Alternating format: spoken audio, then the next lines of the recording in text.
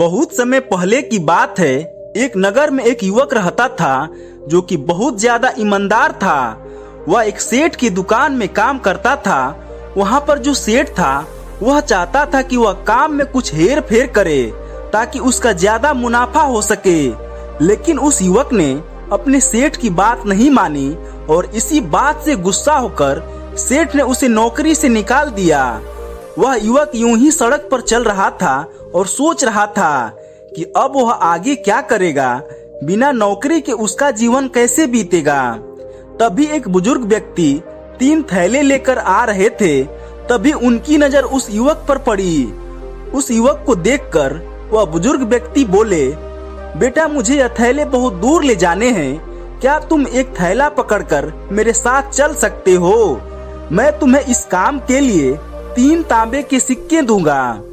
यह बात सुनकर वह युवक मन ही मन ईश्वर को धन्यवाद देने लगा और सोचने लगा कि आज ही मेरे सेठ ने मुझे काम से बाहर निकाला है और अभी अभी मुझे यह काम मिल गया। उसने तुरंत ही कहा, हाँ क्यों नहीं, आप मुझे एक थैला दे दीजिए। बुजुर्ग व्यक्ति ने सबसे बड़ा थैला उस युवक को दे दिया और दोनों साथ साथ चलने लगे।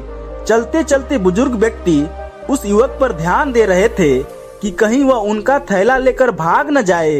लेकिन जब युवक ने यह महसूस किया कि बुजुर्ग व्यक्ति उस पर शक कर रहे हैं तो उससे रहा नहीं गया और उसने बोल दिया, बाबा आप निश्चिंत हो जाइए, मैं आपके थैले को लेकर कहीं नहीं भागने वाला हूँ, क्योंकि अभी अभी ईमानदारी के चक्कर में मेरे सेठ ने मुझे नौकरी से निकाल दिया है।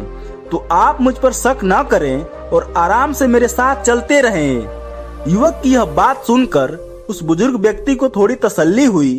रास्ते में चलते चलते एक नदी आई जिसे पार करके उन्हें जाना था। तभी बुजुर्ग व्यक्ति ने कहा, सुनो बेटा, तुम यह दूसरा थैला भी ले लो, मुझे नहीं लगता कि मैं इसे लेकर चल सकता हूँ, कहीं यह मुझसे नदी में न गिर जाए, तो तुम इसे भी उठा लो। मैं तुम्हें इस थैले के भी 3 तांबे के सिक्के और दे दूंगा। युवक ने बुजुर्ग व्यक्ति की बात मान ली और उसने दूसरा थैला भी उठा लिया। वह दोनों आहिस्ता आहिस्ता नदी को पार करते गए। नदी को पार करने के बाद अब दोनों आगे के सफर के लिए निकल ही रहे थे। युवक ने पूछा, बाबा यह दोनों थैले इतने भारी क्यों हैं? आखिर इसमें क्या है?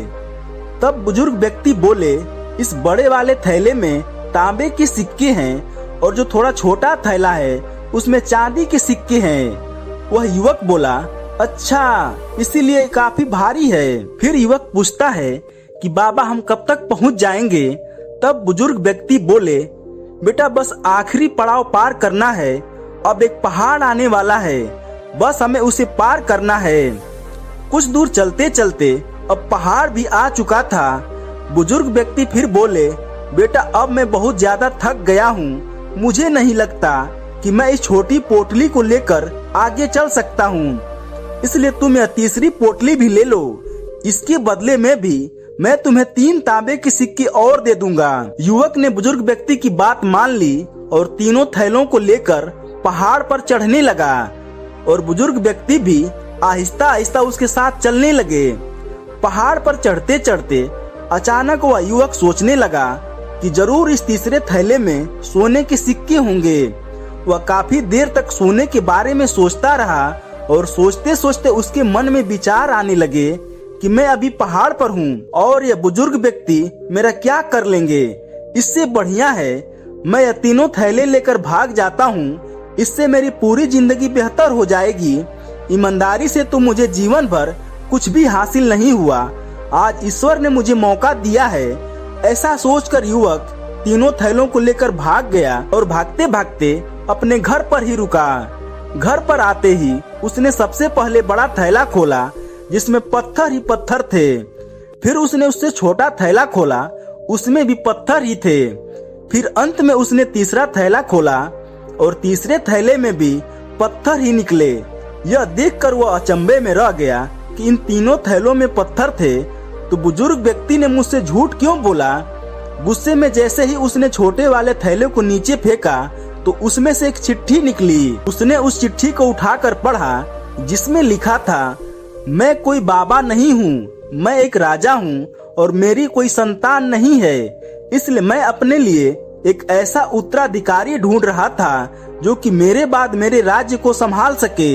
यदि तुम इन तीनों थैलों को लेकर भाग चुके हो तो तुम मेरे उत्तराधिकारी बनने के लायक नहीं हो। मुझे अपने राज्य के लिए एक ईमानदार राजा की जरूरत है। चिट्ठी में लिखी बात सुनकर वह युवक अफसोस करने लगा।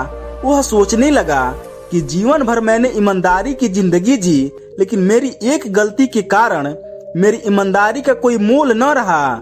वह युवक विलाप करने लगा और उसने कसम खाई कि जीवन में कभी भी अपने मन में बेईमानी का कोई विचार नहीं आने दूंगा। तो दोस्तों, इस कहानी से हमें यह शिक्षा मिलती है कि जब हमें कोई लालच सामने दिखाई देता है तो हमारा मन कैसे बेईमान हो जाता है।